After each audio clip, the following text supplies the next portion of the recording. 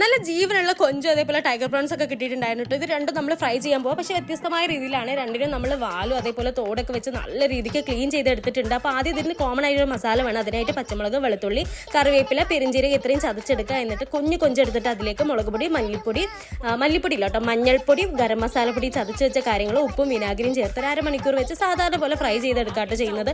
പിന്നെ നമ്മൾ സ്പെഷ്യലായിട്ട് ചെയ്യുന്നത് നമ്മുടെ ടൈഗർ പ്രോൺസിലാണ്. അത് എടുത്തിട്ട് നമ്മൾ ഏത് ചട്ടിയിലാണോ കുക്ക് ചെയ്യാൻ ഉദ്ദേശിക്കുന്നത് അതിലേക്ക് നമ്മൾ ചതച്ച് വെച്ച കാര്യങ്ങൾ ഇടാം. മുളക് പൊടി ഇടാം, മഞ്ഞൾപ്പൊടി ഇടാം, മല്ലിപ്പൊടി ഇടാം, അതേപോലെ ഗരം മസാല, ഒരു നുള്ള് കളറ്, ഉപ്പ്, വിനാഗിരി ഇത്രയും ചേർത്ത് നല്ല രീതിക്ക് മിക്സ് ചെയ്തിട്ട് നമ്മൾ ടൈഗർ പ്രോൺസ് അതിലേക്ക് വെച്ച് കൊടുക്കാം കേട്ടോ.